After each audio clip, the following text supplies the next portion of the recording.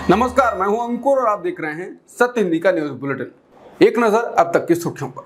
TMC सांसद महुआ मोइत्रा ने खबर ट्वीट की है, जिसके अनुसार राजस्थान की बीजेपी सरकार ने न्यूज एजेंसी एनआई के लिए कुछ गोलमाल किया है। महुआ मोइत्रा ने ट्वीट कर कहा है कि कपटपूर्ण बोली में हेरा फेरी। एनआई ने भाजपा शासित राज्य राजस्थान में बिजनेस एक ही परिवार की 2 कंपनियों के साथ प्रतिस्पर्धा करके जीता। महुआ ने कहा कि मोदी का परिवार कई अवतारों में है। द वायर की रिपोर्ट के अनुसार समाचार एजेंसी एनआई पर मालिकाना हक रखने वाली company NI media private limited को राजस्थान सरकार के कार्यक्रमों की लाइव स्ट्रीमिंग का ठेका मिला है।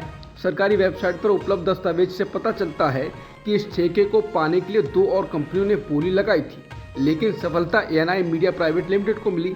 दिलचस्प है कि एनआई के अलावा बोली लगाने वाली 2 अन्य कंपनियों के निदेशक भी वही लोग हैं जो एनआई के निदेशक हैं। इतना ही नहीं, इन तीनों कंपनियों के डाक पते भी एक दूसरे से जुड़े हुए हैं। किसी सरकारी टेंडर को वैध बनाने के लिए कम से कम 3 बोलीदाताओं की आवश्यकता होती है। इस टेंडर प्रक्रिया में केवल 3 बोलीदाता थे और सभी एक दूसरे से बहुत करीब से जुड़े हुए हैं। इस प्रक्रिया ने ठेके का औचित्य, हितों के टकराव और अन्य अनियमितताओं के सवाल उठा दिए हैं। तीनों कंपनियों के निदेशकों और प्रबंध निदेशकों के बीच घनिष्ठ संबंध हैं। उनके डाक पत्र एक दूसरे से जुड़े हुए हैं। ये सब हितों के टकराव की ओर इशारा करते हैं। ऐसे में ये सवाल उठता है कि क्या राजस्थान सरकार ने एनआई मीडिया को अनुबंध देने से पहले अपनी उचित जांच की थी? आखिरकार इस तरह के अनुबंध में जनता का पैसा शामिल होता है। समाचार एजेंसी एनआई ने समाचार एजेंसी पीटीआई के खिलाफ दिल्ली हाईकोर्ट में कॉपीराइट उल्लंघन का मुकदमा दायर किया है, जिसमें आरोप लगाया गया है कि उनका कंटेंट चोरी कर लिया गया। जस्टिस मनी पुष्करना ने आज मामले की सुनवाई की और मुकदमे में समन जारी किया। एनआई ने पीटीआई पर उसके कैमरा पर्सन द्वारा शूट किए गए एक वीडियो को अवैध रूप से सोशल मीडिया प्लेटफॉर्म एक्स पर दिखाने का आरोप लगाया। एनआई का दावा है कि यह वीडियो उसके कैमरा पर्सन द्वारा नई दिल्ली से दरभंगा की उड़ान में एक यात्री के इंटरव्यू के रूप में शूट किया गया। अत्यधिक गर्मी की स्थिति में यात्रियों को काफी समय तक बिना एयर कंडीशनिंग के विमान में इंतजार करना पड़ा था। दूसरी ओर पीटीआई की ओर से पेश वरिष्ठ अधिवक्ता राजशेखर राव ने कहा कि समाचार एजेंसी 24 घंटे के भीतर विवादित वीडियो हटाने को तैयार है। वहीं एनआई ने मुआवजे की भी मांग की है। पीटीआई द्वारा कॉपीराइट उल्लंघन के कारण हुए नुकसान के लिए 2 करोड़ 10 लाख रुपए मांगे गए हैं। आज राष्ट्रपति द्रौपदी मुर्मू ने राष्ट्रपति भवन में जवानों को सैन्य पुरस्कार से सम्मानित किया। इस दौरान समारोह में उपराष्ट्रपति जगदीप धनखड़, पीएम मोदी, रक्षा मंत्री राजनाथ सिंह और नेता विपक्ष राहुल गांधी मौजूद रहे। पीएम मोदी और राहुल गांधी एक ही लाइन में बैठे हुए थे। इसके बाद कांग्रेसी नेता और बाकी लोग इसको साझा कर रहे हैं। हालांकि ये कुछ खास बात नहीं है, लेकिन राहुल गांधी और पीएम मोदी जब एक ही मंच पर एक साथ दिखते हैं तो खबर बन ही जाती है। कांग्रेस ने कहा है कि आगरा के एयरफोर्स कैंपस में अग्निवीर श्रीकांत चौधरी ने गोली मारकर आत्महत्या कर ली। ये बेहद दुखद है। इससे पहले भी अग्निवीर योजना से जुड़े जवानों की आत्महत्या की खबरें आती रही हैं। पिछले साल अक्टूबर में अग्निवीर अमृतपाल सिंह ने जम्मू कश्मीर में ड्यूटी के दौरान आत्महत्या कर ली थी। इसके 1 महीने बाद नवंबर में ही अग्निवीर की ट्रेनिंग ले रहे अपर्णा नायर ने आत्महत्या कर ली थी। अग्निवीर योजना से जुड़े जवानों के ये मामले गंभीर हैं। आखिर ये जवान किस दबाव में काम कर रहे हैं, क्यों आत्महत्या को मजबूर हो रहे हैं, इसकी जाँच होनी चाहिए। प्रधानमंत्री अटल बिहारी वाजपेयी उस समय अपनी असहमति दर्ज कराना चाहते थे जब भाजपा संसदीय बोर्ड ने गुजरात दंगों को लेकर मोदी को गुजरात के मुख्यमंत्री पद से हटाने की उनकी मांग को भारी बहुमत से खारिज कर दिया। पूर्व उपराष्ट्रपति वेंकैया नायडू की बायोग्राफी में ये बात लिखी गई है। एस नागेश कुमार द्वारा लिखित Venkaiah Naidu a life in service में गुजरात दंगों के बाद के राजनीतिक घटनाक्रम को याद किया गया है। लेखक का कहना है कि उस समय भाजपा के शीर्ष नेता मोदी के पीछे खड़े थे। इस किताब का विमोचन पीएम मोदी ने पिछले रविवार को किया था। किताब में एक और महत्वपूर्ण बात कही गई है। जब आडवाणी गुजरात के तत्कालीन मुख्यमंत्री मोदी को प्रधानमंत्री पद के उम्मीदवार के रूप में पेश करने के पक्ष में नहीं थे, तो नायडू ने उस समय मोदी का समर्थन किया था। असम के डिब्रूगढ़ की जेल में बंद अमृतपाल सिंह और दिल्ली की तिहाड़ जेल में बंद इंजीनियर रशीद ने शुक्रवार को संसद भवन पहुंचकर सांसद पद की शपथ ली। लोकसभा स्पीकर ओम बिरला ने अपने चैम्बर में दोनों सांसदों को शपथ दिलवाई। खालिस्तानी समर्थक अमृतपाल सिंह सांसद की शपथ लेने के लिए पैरोल पर बाहर है। वो पंजाब की खडूर साहिब लोकसभा सीट से लोकसभा चुनाव जीते हैं। हालांकि जब लोकसभा का सत्र चल रहा था तो वो जेल में बंद थे। इसी वजह से अब उन्हें शपथ दिलाई गई। केंद्र ने सुप्रीम कोर्ट के समक्ष एक हलफनामा दायर किया है जिसमें कहा गया है कि परीक्षा में बड़े पैमाने पर अनियमितताओं के किसी भी सबूत के अभाव में नीट यूजी 2024 को दोबारा आयोजित कराने की आवश्यकता नहीं है। केंद्रीय शिक्षा मंत्रालय ने अपने हलफनामे में कहा कि परीक्षा को पूरी तरह से रद्द करने से नीट यूजी प्रश्नों का प्रयास करने वाले लाखों ईमानदार उम्मीदवार गंभीर रूप से खतरे में पड़ जाएंगे। केंद्र सरकार ने अपनी प्रवेश परीक्षाओं की शुचिता सुनिश्चित करने में मदद के लिए राज्यों से संपर्क साधा। गृह सचिव अजय भल्ला ने सभी राज्यों के चीफ सेक्रेटरी और डीजीपीज के साथ बैठक की। बैठक के दौरान सूत्रों ने कहा कि भल्ला ने राज्यों से अनुरोध किया कि वो अपने अपने राज्यों में परीक्षाओं की निगरानी के लिए एडिशनल लेयर होनी चाहिए, जिसमें एक सिविल और एक पुलिस ऑब्जर्वर नियुक्त किया जाए। उन्होंने कहा कि एक ऑब्जर्वर पर यह सुनिश्चित करने की जिम्मेदारी होती है कि परीक्षा निष्पक्ष और किसी भी कदाचार से मुक्त हो। आज आरजेडी के राष्ट्रीय अध्यक्ष लालू प्रसाद यादव ने कहा कि पीएम मोदी के नेतृत्व वाली सरकार बहुत कमजोर है। इस साल अगस्त तक ही ये सरकार चलेगी। मैं पार्टी के सभी कार्यकर्ताओं से तैयार रहने की अपील करता हूं, क्योंकि चुनाव कभी भी हो सकते हैं। दिल्ली में मोदी सरकार बहुत कमजोर है और ये अगस्त तक गिर सकती है। वहीं तेजस्वी यादव ने पिता के बयान पर सहमति जताते हुए कहा कि केंद्र की सरकार 5 साल तक नहीं चलेगी। बिहार में लगातार गिर रहे पुलों पर आरजेडी नेता और पूर्व डिप्टी सीएम तेजस्वी यादव ने बिहार की डबल इंजन सरकार पर हमला बोला। तेजस्वी यादव ने कहा कि जब से नीतीश कुमार बिहार के मुख्यमंत्री बने हैं, उसके बाद से 18 महीने को छोड़कर बाकी समय तक जेडीयू के पास ही ग्रामीण विकास विभाग रहा। उन्होंने कहा कि जब हमारे पास ये मंत्रालय था तब विभाग के पास पैसे ही नहीं थे।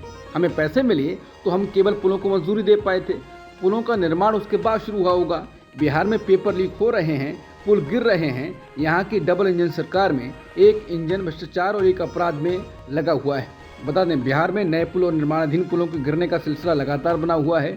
राज्य में पिछले करीब 15 दिनों में 10 से ज़्यादा पुल नए और पुराने गिर चुके हैं। लोकसभा में विपक्ष के नेता राहुल गांधी हाथरस पहुंचे। उन्होंने भगदड़ में मारे गए लोगों के परिजनों से मुलाकात की। मुलाकात के बाद उन्होंने कहा कि कई लोगों की जान चली गई है। मैं इसे राजनीतिक चश्मे से नहीं कहना चाहता, लेकिन प्रशासन की कमी तो है, इसका पता लगाना चाहिए। सबसे महत्वपूर्ण बात यह है कि इन लोगों को मुआवजा मिलना चाहिए। उन्होंने कहा कि हाथरस हादसे के पीड़ित परिवारों को सही मुआवजा मिलना चाहिए। ये लोग गरीब परिवार से हैं, मुश्किल समय से हैं, इनके लिए मुआवजा ज़्यादा से ज़्यादा मिलना चाहिए। यूपी के सीएम से विनती करता हूं कि दिल खोलकर मुआवजा दें। गरीब लोग हैं, इनको इतनी ज़रूरत है। उन्होंने ये भी कहा कि समय पर मिलना चाहिए। जल्दी सुबह ही दिल्ली से निकलकर हाथरस पहुंचने की वीडियो डालकर लोग कह रहे हैं कि ऐसा लग रहा है कि राहुल गांधी ही पीएम है। हाथरस में पीड़ितों से राहुल गांधी मिले। इसके बाद हादसे के पीड़ित ने कहा कि राहुल जी ने हमारी बात सुनी, उनकी आंखों में आंसू थे।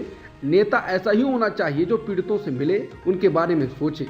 बता दें, राहुल गांधी का एक वीडियो सोशल मीडिया पर काफ़ी चल रहा है, जिसमें पीड़ित परिवारजनों ने उनके बैठने के लिए स्टूल रखा था और खुद ज़मीन पर बैठे थे। इसके बाद जब राहुल गांधी वहां पर पहुंचते हैं तो सबसे पहले स्टूल हटाते हैं और उनके बराबर में बैठ जाते हैं।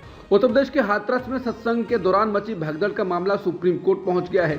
शीर्ष अदालत में जनहित याचिका दायर कर मांग की गई है कि सुप्रीम कोर्ट के रिटायर्ड जज की अध्यक्षता में घटना की जाँच करवाई जाए। सुप्रीम कोर्ट में शुक्रवार को इस याचिका पर जल्द सुनवाई की मांग को लेकर मंथन किया गया। कोर्ट ने कहा कि इस मामले में मुख्य न्यायाधीश दीवा चंद्रचूड़ को अवगत करवाया जाए। अग्निवीर को लेकर विवाद छिड़ा हुआ है। राहुल गांधी और रक्षा मंत्री राजनाथ सिंह आमने सामने आ गए हैं। राहुल गांधी ने एक वीडियो ट्वीट किया था जिसमें शहीद अग्निवीर अजय सिंह के पिता चरणजीत सिंह कहते हैं कि उनको केंद्र सरकार की ओर से कुछ नहीं मिला है। हालांकि उसके बाद कुछ न्यूज चैनल्स वाले वहां पहुंचाए गए, जिनको पीड़ित परिवार ने दौड़ाया और कहा कि क्या मोदी जी ने भेजा है? आप आधी अधूरी बात फैला रहे हो।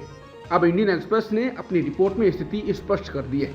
एक्सप्रेस से बात करते हुए अजय सिंह के पिता चरणजीत सिंह काला ने कहा कि हमें बीमा कवर से 98 लाख रुपए मिले हैं। इसमें सेना की ओर से 48 लाख रुपए का चेक शामिल है, जो बीमा कवर है, सरकार द्वारा किया गया भुगतान नहीं। उन्होंने कहा कि एक निजी बैंक से 50 लाख रुपए मिले, वो मेरे बेटे की बीमा पॉलिसी का क्लेम है। पंजाब सरकार ने हमें 1 करोड़ रुपए का मुआवजा दिया है, लेकिन राजनाथ सिंह का ये दावा कि केंद्र ने हमें 1 करोड़ रुपए का मुआवजा दिया है पूरी तरह से झूठ है। हमें अभी तक केंद्र या सेना से कोई अनुग्रह मुआवजा नहीं मिला है। दिल्ली हाईकोर्ट ने 5 जुलाई को सीबीआई द्वारा दर्ज भ्रष्टाचार के मामले में मुख्यमंत्री अरविंद केजरीवाल की जमानत याचिका पर सीबीआई से जवाब देने को कहा। जस्टिस नीना बंसल कृष्णा ने जमानत याचिका पर सीबीआई को नोटिस जारी किया और इसे 17 जुलाई को आगे की सुनवाई के लिए सूचीबद्ध किया। केजरीवाल का पक्ष रख रहे वरिष्ठ वकील अभिषेक मनु सिंघवी ने कहा कि आप नेता के भागने का खतरा नहीं है और वो आतंकवादी नहीं है और ईडी के मनी लॉन्ड्रिंग मामले में जमानत मिलने के बाद सीबीआई ने उन्हें गिरफ्तार कर लिया है। बीआरएस पार्टी को एक बड़ा झटका देते हुए गुरुवार आधी रात उसके 6 विधान परिषद यानी एमएलसी सदस्य कांग्रेस में शामिल हो गए। जुबली हिल्स पर हुए इस घटनाक्रम में तेलंगाना के मुख्यमंत्री रेवंत रेड्डी और एआईसीसी प्रभारी दीपा दास मुंशी उपस्थित थे। असम में बाढ़ की स्थिति लगातार खराब होती जा रही है। पिछली रात से अब तक बाढ़ से 6 और लोगों की मौत हो गई है, जिसके बाद मरने वालों की संख्या 52 हो गई है। बाढ़ से 29 जिलों में 21 लाख से ज्यादा लोग प्रभावित हुए हैं। राज्य में प्रमुख नदियां खतरे के निशान से ऊपर बह रही हैं। ब्रिटेन के चुनाव में ऋषि सुनक की पार्टी की अप्रत्याशित हार हुई है। 14 साल के वनवास के बाद लेबर पार्टी फिर से सत्ता में पहुंची है। उस जीत के बाद अब ऋषि सुनक ने बतौर प्रधानमंत्री अपना आखिरी भाषण दे दिया है। उनकी तरफ से देश से माफी मांगी गई है और एक भावुक अपील भी हुई है। ऋषि सुनक ने कहा है कि देश को पहले मैं सॉरी कहना चाहूँगा। मैंने इस पद पर रहते हुए अपना सब कुछ दिया, लेकिन आपके जनादेश ने साफ संदेश दिया है कि आप बदलाव चाहते थे। आपकी पसंद ही अब मायने रखती है। मैं इस हार की नैतिक जिम्मेदारी लेता हूँ। इन नतीजों के बाद मैं पार्टी नेता के पद से पीछे हटता हूँ। ऋषि सुनक ने इस बात का भी जिक्र किया कि उनकी पार्टी के तमाम नेता ने इस चुनाव में काफ़ी मेहनत की थी, लेकिन उन्हें दुख है कि वो उस जीत में तब्दील नहीं कर पाए। ब्रिटेन के चुनाव में जीत के बाद कियर स्टारमर ने कहा कि हमने कर दिखाया है। आपने इसके लिए अभियान चलाया, आपने इसके लिए लड़ाई लड़ी, आपने इसके लिए वोटिंग की और अब वो घड़ी अब पहुंची है। बदलाव यहीं से शुरू होता है और मैं अगर ईमानदारी से कहूं तो मुझे बहुत अच्छा लग रहा है। पार्टी बदलने के लिए 4.5 साल की गई मेहनत इसी के दिन के लिए थी। बदलाव के साथ लेबर पार्टी देश की सेवा के लिए तैयार है। प्रधानमंत्री मोदी ने ब्रिटेन आम चुनाव में शानदार जीत के लिए लेबर पार्टी के नेता कियर स्टारमर को बधाई दी है। प्रधानमंत्री मोदी ने सोशल मीडिया साइट एक्स पर लिखा, कियर स्टारमर को ब्रिटेन के आम चुनाव में शानदार जीत के लिए बधाई और शुभकामनाएं। उन्होंने लिखा कि मैं आपसी विकास, समृद्धि को बढ़ावा देने और सभी क्षेत्रों में भारत यूके व्यापक रणनीतिक साझेदारी को और मजबूत करने के लिए सकारात्मक सहयोग की आशा करता हूं। पीएम मोदी ने ब्रिटेन चुनाव में शिकस्त पाने वाले मौजूदा पीएम ऋषि सुनक को भी धन्यवाद कहा। उन्होंने लिखा कि आपके सराहनीय नेतृत्व और आपके कार्यकाल के दौरान भारत यूके के बीच संबंधों को गहरा करने में आपके सक्रिय योगदान के लिए आपको धन्यवाद। आपको और आपके परिवार को भविष्य के लिए शुभकामनाएं। बता दें, ब्रिटेन में लेबर पार्टी 14 साल बाद सत्ता में वापसी करने जा रही है। कल वानखेड़े स्टेडियम में चैंपियन टीम इंडिया के लिए सम्मान समारोह आयोजित किया गया। इस समारोह में विराट कोहली ने जसप्रीत बुमराह की खूब तारीफ की। कोहली ने बुमराह को राष्ट्रीय खजाना बताया। मुंबई के वानखेड़े स्टेडियम में हुए सम्मान समारोह के दौरान कोहली से बातचीत करते हुए वहां मौजूद प्रेजेंटर ने उनसे मजाकिया अंदाज में पूछा कि क्या वो बुमराह को राष्ट्रीय खजाना और दुनिया का 8वां अजूबा घोषित करवाने वाली याचिका पर हस्ताक्षर करेंगे। बिना किसी देरी के विराट कोहली ने जवाब दिया, मैं अभी याचिका पर दस्तखत कर दूंगा। उन्हें खुद ही तय करना है कि उन्हें किस तरह का शेड्यूल बनाना है। हम बस इतना चाहते हैं कि वो जितना हो सके क्रिकेट खेलें। वो पीढ़ी में एक बार आने वाले गेंदबाज हैं और हमें गर्व है कि वो हमारे लिए खेलते हैं। कोहली ने कहा कि मैं चाहता हूं कि हर कोई उस खिलाड़ी की सराहना करे जो हमें बार बार मैच में वापस लाया। आखिरी 5 ओवर में उन्होंने जो 2 ओवर फेंके वो कमाल के थे। अब तक की सुर्खियों में इतना ही। बाकी खबरों के लिए बने रहिए सत्यहिंदी.com के साथ।